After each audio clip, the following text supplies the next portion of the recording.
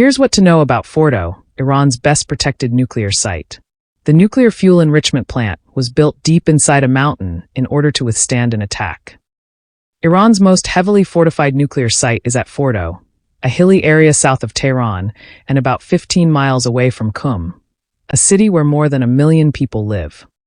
Iran built the heart of the Fordo fuel enrichment plant deep inside a mountain in order to withstand an attack. Experts had said the enrichment facilities were impervious to all but a repeated assault from American bunker buster bombs. A U.S. official said that 6 B-2 bombers dropped a dozen 30,000-pound bunker buster bombs on the Fordo site on Sunday. President Trump said the U.S. strikes on Fordo and 2 other Iranian nuclear sites, Natanz and Isfahan, had been successful, and that the facilities had been completely and totally obliterated. Iran confirmed that the sites had been hit, calling the attack a violent act against international laws, but did not comment on the extent of any damage. The UN's nuclear watchdog said it had not detected any increase in off-site radiation levels at the 3 Iranian nuclear sites following the U.S. attack, and that it was continuing to assess the situation and would provide further updates. The Fordo site contains thousands of Iran's most advanced centrifuges and is considered crucial for Iran to enrich uranium to 60%, a level from which enrichment to bomb grade, 90% or higher, can be relatively rapid. The government in Tehran kept the facility secret for years, but its existence emerged in Western intelligence, and Iran formally disclosed the site in 2009. In March 2023, the UN nuclear watchdog, the International Atomic Energy Agency, reported that it had discovered uranium that had been enriched to 83.7% purity at Fordo. Iran has long maintained that its nuclear program, which is spread over several sites and facilities, is solely for peaceful use. For years, however, Israel has viewed an assault on Fordo as central to its goal of destroying Iran's ability to acquire nuclear weapons, something that Mr. Netanyahu has called an existential threat to his country. Just before the Israeli government began its military campaign on June 13th, the IAEA said that Iran was not complying with its nuclear non-proliferation obligations, the first time the agency had passed a resolution against the country in 20 years. U.S. bombs Iran's nuclear sites, what we know so far.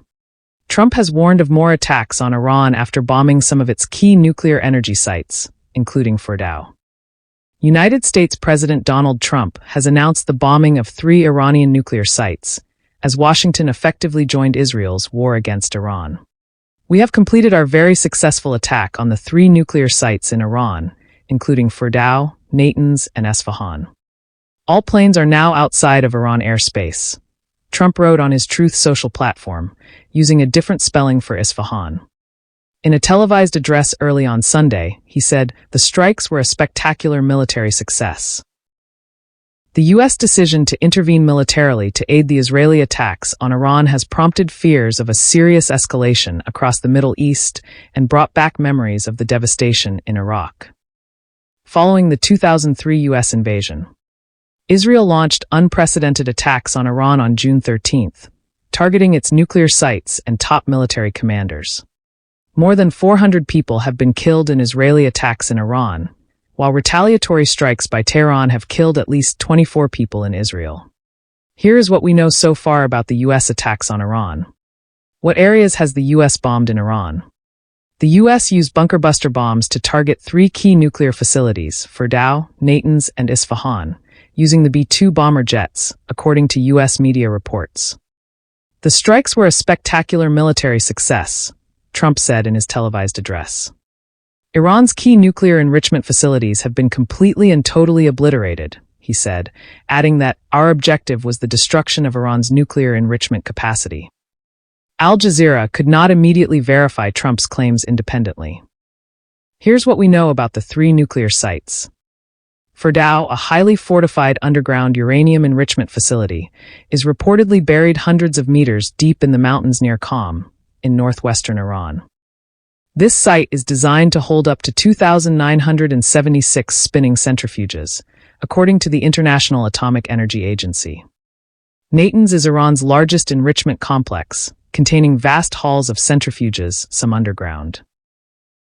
For years, Israel and the US have accused Iran of developing nuclear weapons, but Iran maintains its nuclear program is for civilian purposes. IAEA Chief Rafael Grossi has also rejected claims that Tehran was on the verge of making atomic bombs. Though the United Nations nuclear watchdog has expressed concerns against Iran's decision to enrich uranium at up to 60% purity.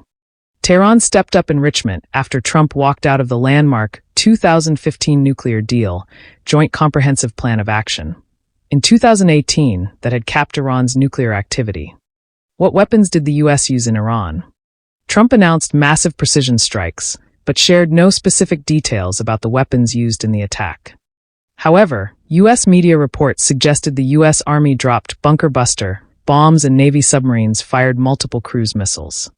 The GBU-57 Massive Ordnance Penetrator is the most powerful bunker buster bomb in the U.S. military arsenal, weighing nearly 13,000 kilograms. Bunker buster bombs can penetrate about 18 meters of concrete or 61 meters of earth, which a conventional bomb cannot reach. The B-2 Spirit, a U.S. stealth bomber, is currently the only aircraft designed to deploy the GBU-57 and can carry 2 bunker buster bombs at a time, which the Air Force says can drop multiple bombs sequentially, allowing each strike to burrow deeper. The U.S. intervention is seen as critical at this point for the Israeli campaign against Iranian nuclear facilities, especially Fordow, due to its depth. Israeli attacks had failed to destroy the site, while nearly half a dozen B-2 bombers reportedly dropped a dozen 13,000 kilograms bunker buster bombs on the Fordow site. Navy submarines are said to have coordinated strikes by cruise missiles at the Natanz and Isfahan sites, according to media reports. This also marks the first time that the U.S. used MOPS in combat. What was the impact of U.S. strikes? Trump claimed Iran's key nuclear enrichment facilities have been completely and totally obliterated. Yet there is no independent verification yet of the extent of damage at the nuclear facilities. Mehdi Mohammadi, an advisor to the chairman of the Iranian parliament, claimed that the U.S. attack was not surprising and that Iranian authorities had evacuated the Fordow facility in advance. Iran has been expecting strikes on Fordow for several days. This nuclear facility was evacuated. No irreversible damage was sustained during today's attack, Mohammadi said in a statement posted on X. Confirming the attacks on Sunday, Iran's nuclear agency said the radiation system data and field surveys do not show signs of contamination or danger to residents near the sites. Following the illegal U.S. attack on the Fordow, Natanz, and Isfahan nuclear sites, field surveys and radiation systems data showed no contamination recorded, the Atomic Energy Organization of Iran said in a social media post. There is no danger to residents around these sites. Safety is in a stable state. After the U.S. bombing of its key nuclear facilities, the agency insisted that its work would not be stopped.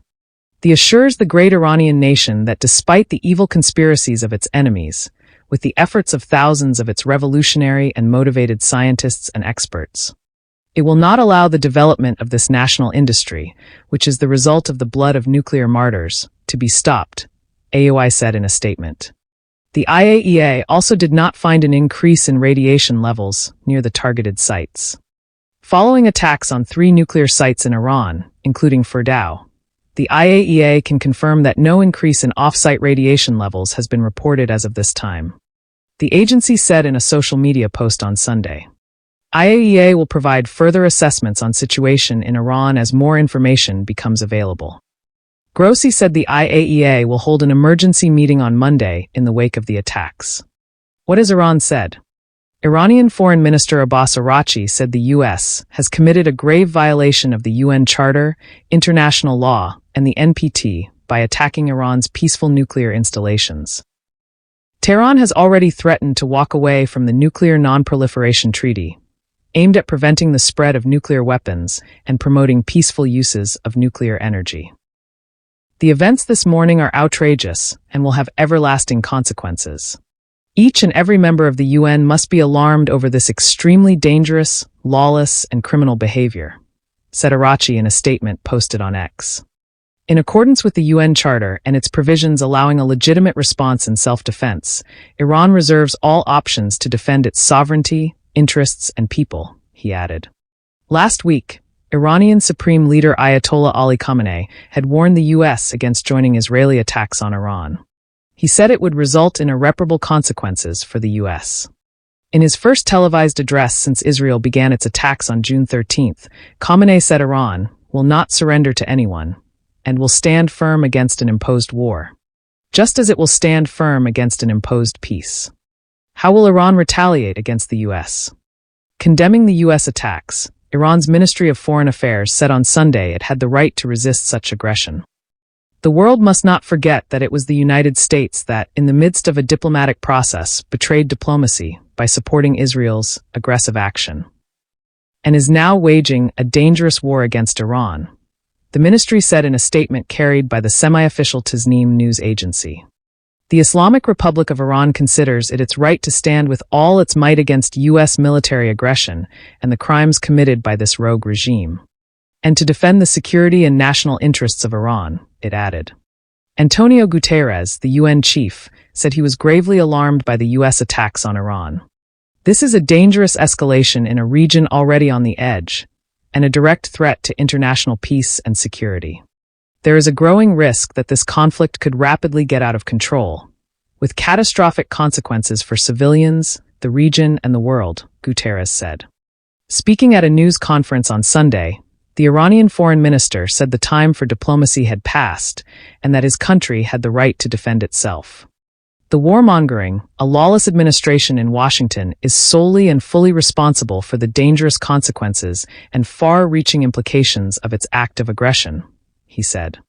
Stephen Zunes, the director of Middle Eastern Studies at the University of San Francisco, laid out several options available to Iran in response to the U.S. attacks unfolding. They can attack U.S. forces directly. There are up to 40,000 Americans within the range, not just of Iranian missiles, but of drones and other weaponry, he said. You have the fleet in the Persian Gulf, just off the Iranian coast. They can be vulnerable as well if they attack, Zunes said, using another name for the Gulf, which is also referred to as the Arabian Gulf. It could impact global shipping, impacting oil prices, and indeed the entire global economy. Zunes also pointed towards the proxy militias in Iraq who could target American bases there, adding that he would be surprised if the Iranians don't target at least some of these. On Sunday, Iran deployed one of its most advanced missiles, the Khaybar-Shikan, as it carried out attacks on Israel. Iran might also move towards withdrawing from the NPT. Abbas Ghalru, the Parliament Foreign Policy Committee head, said Tehran has the legal right to withdraw from the NPT following the U.S. attacks. Article 10 states that an NPT member has the right to withdraw from the treaty if it decides that extraordinary events have jeopardized the supreme interests of its country. Adam Weinstein, the deputy director of the Middle East program at the Quincy Institute for Responsible Statecraft, said the U.S. is now at risk of getting dragged into a prolonged war in the Middle East. He noted that Iran has already indicated that it intends to continue with its nuclear program. They'll do it more secretly. They might exit the NPT, and of course the Israelis will say, well, this is why we need even more strikes.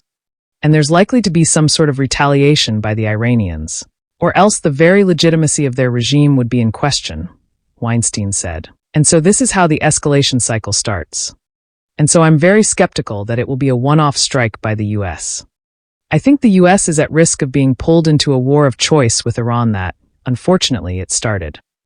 Trump, meanwhile, also issued more threats against Iran. Any retaliation by Iran against the United States of America will be met with force far greater than what was witnessed tonight, he said on social media, after the attacks against Iran.